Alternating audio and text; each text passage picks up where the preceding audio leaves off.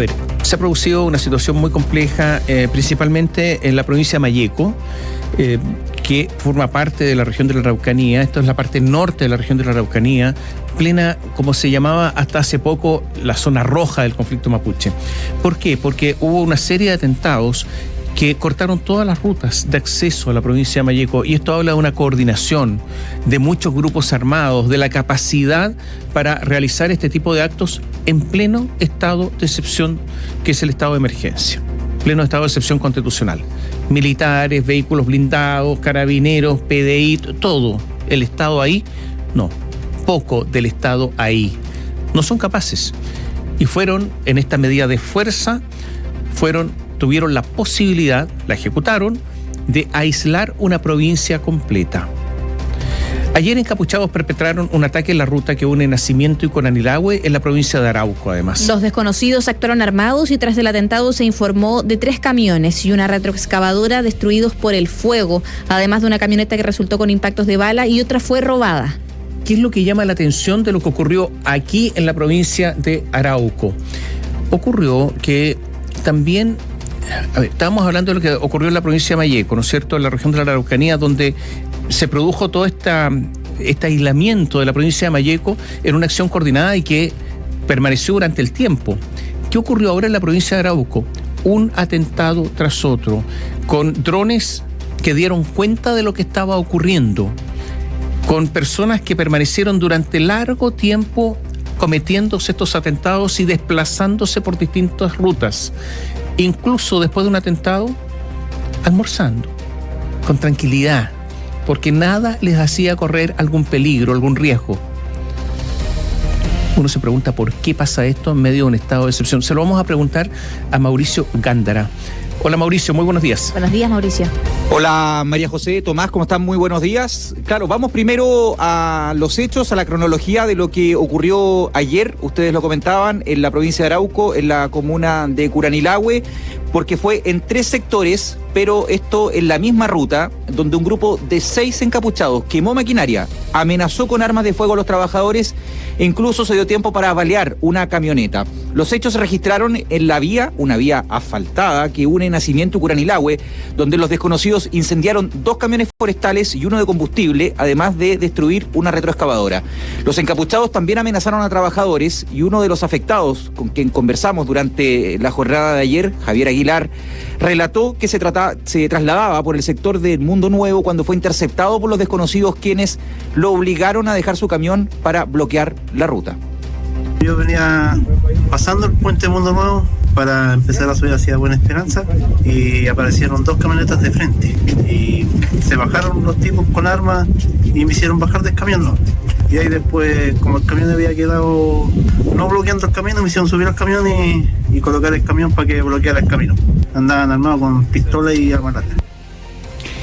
No fue el único testigo, la única víctima con la que conversamos. Otro de los trabajadores afectados, Francisco Guzmán, también relató a la radio los momentos vividos durante este ataque y ratificó el ataque armado. Escuchemos. Revisé mi carga y me subo al camión y apareció una camioneta con varias personas y me atacaron con armas y me hicieron bajar del camión. Otra persona se ganó al frente con un arma larga y apuntándome también, y uno disparó hacia arriba. Las autoridades de gobierno confirmaron que los desconocidos, además de balear una camioneta, robaron otro vehículo durante el ataque. Junto con condenar este nuevo hecho de violencia, el delegado presidencial de la provincia de Arauco, Humberto Toro, entregó más detalles respecto a la dinámica de este atentado. Se señalaron por parte de las personas que fueron afectadas que habrían habido cerca de 6 sujetos encapuchados que lo habrían detenido y habrían procedido a esta quema. Fueron de 3 lugares distintos, pero en la misma ruta. Desde el punto de vista de los conductores y de las personas que elaboraban el lugar, están bien, no sufrieron ningún tipo de consecuencia compleja, así que por lo tanto eso estamos felices desde el punto de vista de que no tenemos ninguna situación compleja con nuestras personas, la vida humana. Bueno, ustedes lo comentaban al principio, hay que recordar que este nuevo ataque se registra en una zona que está bajo estado de excepción, acotado, en la provincia de Arauco, que resguarda los principales caminos de la zona. Sin embargo, las autoridades no han precisado si la ruta que une a 2 comunas de la región del Biobío, una ruta, como les decíamos, asfaltada, es una de las que se debería encontrar con protección de la Armada. Desde la Asociación de Contratistas Forestales, René Muñoz criticó que bajo este estado de excepción continúen los ataques. Es el segundo atentado con estado de excepción en el Biobío y es el número 15 en lo que va del año en esta misma región. Cuando escuchamos hoy día a la ministra Siches hablar de un debate espurio a propósito del estado de excepción, lo que le ocurre a los contratistas forestales es una muestra de la dura realidad que no es inventada ni falsa o espuria, es presente y es una tarea pendiente para ella. Bueno, de acuerdo a la información que maneja la radio, esta ruta donde se registró el ataque no cuenta con protección ni patrullajes permanentes, al menos de las Fuerzas Armadas. Sin embargo, fuentes de la empresa Arauco confirmaron que se entregó a Carabineros y la Armada abundante y detallada información sobre ubicación prácticamente en tiempo real de los vehículos sospechosos y sus rutas de escape que se fueron monitoreadas por medios de seguridad de la empresa forestal. Pese a todo esto, no hubo resultado para detenciones en flagrancia ni tampoco en la huida de este grupo atacante. Hay una nota que los invito a revisar a los auditores en biobiochile.cl, donde está detallada esta situación que también ustedes comentaban, María José Tomás, al inicio, y que va a tener que ser respondida en algún minuto por las autoridades, ya sea militares del mando naval o del poder civil en la región del Biobío, y tiene que ver con qué pasa con esta información que se va entregando, como les decíamos, prácticamente en tiempo real por parte de los afectados a las fuerzas de orden, a las Fuerzas Armadas, pero que en la práctica no llevan a ninguna detención en flagrancia. Y que tal como está explicado en esta nota con videos, con testimonios y con relatos que está en biobiochile.cl, da cuenta del absoluto fracaso, y después uno puede empezar a hacer interpretaciones de por qué eso no sucede, en la interceptación, en la detención en flagrancia de estos grupos delictuales y grupos que operan en la zona, en la provincia de Arauco. Mauricio, algunos dicen que estos son caminos secundarios y por lo tanto no estarían comprendidos en el estado de excepción de emergencia, que es acotado, y por eso no habría fuerzas militares. ¿Esto es así o no? Bueno, si uno hace un análisis de las rutas en la provincia de Arauco, evidentemente no es la ruta principal. La ruta principal es la ruta 160 y después la ruta P72S. Incluso también uno podría hablar de la ruta P60, que es la que une Cañete después con Tulmo. Sin embargo, Tomás, el apelativo o calificarla de secundario es bastante relativo. Es una ruta asfaltada, es una ruta que, por otro lado, une Nacimiento con Curanilahue y también tiene una variante que lleva hasta Cañete. Es, por otro lado, una ruta que es de escape habitual de los grupos armados que operan en la zona. Es decir, es una ruta en la que cualquier persona que haga un estudio mínimo, básico, de la dinámica de estos hechos, podrá entender, más aún si maneja información de GPS, tal como está explicado hoy en la nota, y maneja información de imágenes aéreas, dónde están yendo y hacia dónde están escapando estos grupos. Ahora, hay otra situación que también resulta bastante inexplicable, ¿no? Y que tiene que ver con la tranquilidad con que tú decías, Tomás, estas personas se tomaron el tiempo incluso de almorzar. Bueno, claro, hay imágenes que dan cuenta que una vez que estas dos camionetas, una de las cuales estaba monitoreada con GPS, se estaciona ya en la comuna de Cañete, es decir, hacia el sur del sector del ataque, las personas son grabadas comiendo, compartiendo prácticamente 4 horas después de haber realizado los ataques. El punto acá es que las rutas se dice que son secundarias. El gobierno en algún punto dijo que no quería ampliar este estado de excepción acotado, pero que sí se podía ampliar a otras rutas o caminos que fueran considerados secundarios o no los principales. ¿En qué momento lo van a hacer? ¿No se ve? Es que no sé si hay una... si previamente se establecen las rutas que se van a vigilar o no. Eso no lo sé. Y si eso es así, si está incorporada esta ruta. Eso es lo primero. No, porque no lo explican. Siempre se alude a razones de seguridad para no entregar el detalle del despliegue. Ahora, hay un antecedente, Tomás, María José. En el estado de excepción anterior, es decir, en el gobierno de Sebastián Piñera, ocurría lo mismo. Es decir, claro, el despliegue en las rutas secundarias, más allá de la discusión si el estado de excepción es acotado o no, tampoco terminaba con detenciones en flagrancia. Entonces, la discusión si el estado de excepción es acotado o si es una ruta principal o es una ruta secundaria, es una discusión que puede parecer más bien superficial si uno analiza lo ocurrido en el estado de excepción anterior, donde en teoría se contaba con el respaldo político, donde el estado de excepción era más amplio. Sin embargo, tampoco se realizaban operativos que finalmente concluyeran con enfrentamiento o con detención en flagrancia, Mauricio, salvo que hay que hacer la excepción, y podríamos tal vez interpretar que ahí hay un antecedente también de lo que está ocurriendo ahora en el caso de lo ocurrido, ¿no? Donde hay 2 infantes de marina que están formalizados por el homicidio, en este caso de Jordan Yempi, un comunero mapuche, en medio de un incidente también armado al sur de Cañete. Mauricio, iba a eso. Hay voces que dicen que cuando se está produciendo un hecho y hay flagrancia, resulta que las fuerzas no van, porque eso significa una posibilidad de enfrentamiento claro.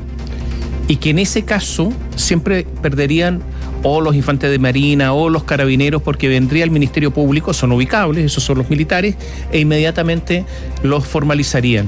Y por lo tanto no están queriendo ir en el momento en que se están produciendo los hechos, sean flagrancia, justamente por este tipo de cosas. En el caso de Yempi hubo un enfrentamiento, efectivamente, hubo balazos para allá y para acá, había un montón de vainilla, entonces al final dicen, mira, mejor que no, que ocurran los hechos y después iremos. La ministra del Interior dijo. Hay algo de eso, ¿no? Hay mucho de eso. Nadie lo dice de manera oficial o nadie lo dice en on, ¿no? En ese término que ocupamos los periodistas para referirnos cuando alguien hace una declaración frente a un micrófono. Sin embargo, es lo que todo el mundo habla bajo cuerda, es decir, la escasa, o por no decir nula, disposición tanto de las fuerzas policiales como menos aún de las Fuerzas Armadas de enfrentar situaciones de flagrancia. Porque las consecuencias tras un enfrentamiento en una situación de flagrancia van a ser de personas o heridas o personas eventualmente fallecidas. Y después, bueno, tú mencionabas ahí el caso de Jordan Yempi, hay que remontarse atrás también en el caso de Carabineros al caso de Catrillanca y otras situaciones donde esto ha generado efectivamente una consecuencia, ¿no?, en el actuar de las fuerzas policiales y las fuerzas de orden que están operando en la zona. Hay que preguntarse también... Sí, pero yo quiero hacer la precisión que en el caso de Catrillanca le dispararon por la espalda mientras se iba, ¿eh? Ahí es una diferencia con respecto al parecer de lo que habría ocurrido en el caso de Yempi, donde hubo disparos para lado y lado. Claro. Sin embargo, a ver, lo del caso Catrillanca es parte de lo que se conversa en términos de cuando uno conversa en off o tiene la posibilidad de conversar a veces con efectivos policiales, no fuera de micrófono. Ahora, en el caso de Jordan Yempi, efectivamente hubo una situación donde los infantes de marina concurren a un lugar desde donde se estaban realizando disparos a los carabineros. Hay una situación allí que está aún en una discusión, ¿no?, en términos jurídicos de lo que ocurrió. Hay una comunicación de carabineros a la Armada donde se le dice, mire, ¿sabe qué? Mejor retirémonos. Los infantes de marina van a recuperar las armas y se produce la muerte de Jordan Yempi. Efectivamente son situaciones distintas, pero que tienen un contexto similar, ¿no? La actuación de las fuerzas policiales y de orden frente a una situación de flagrancia que, dado lo que les estamos relatando y que está explicado que en Biobío Chile, es una situación que a todas luces se está evitando. Cabe preguntarse también cuáles son las atribuciones que le entrega o que le permite el gobierno tener a las Fuerzas Armadas, porque se ha dicho que es el resguardo de las rutas y de los caminos, pero también cuando uno se pregunta por qué no hay delitos en flagrancia, por qué no hay detenciones en flagrancia, uno se pregunta cuáles son las atribuciones que tienen efectivamente las policías o las Fuerzas Armadas. Y cabe también recordar que la ministra del Interior dijo que no querían ser el gobierno en el que un militar asesinara a un comunero. Puede haber mucho de eso, pero a ver, yo lo relaciono con otra cosa. En pleno centro de Santiago hubo saqueos el otro día y ha habido distintos actos de violencia en pleno centro de Santiago sin ningún detenido. O sea, no es que esto suceda solamente en la región de la Araucanía, que no hay detenidos cuando ocurren hechos en flagrancia, también en pleno centro de la capital. Entonces, a lo mejor hay aquí algo por parte de los institutos armados, hablo así, hablando de policías, hablando de militares que deciden no intervenir. Yo creo que hay algo de eso, Mauricio, y por lo tanto, bueno, es un tema que habrá que reportear, ¿eh? Sí, es un tema que hoy va a traer reacciones, ya lo han dicho los contratistas forestales, hay varias explicaciones que tanto el alto mando de la Armada como de Carabineros como el mismo gobierno deben explicar tras esta publicación que está disponible en biobiochile.cl, donde se detalla con una cronología y con antecedentes bien concretos las rutas de escape, la huida y el tiempo que tuvieron estas personas que perpetraron este ataque ayer en Curanilahue. Gracias, Mauricio. Buenos días.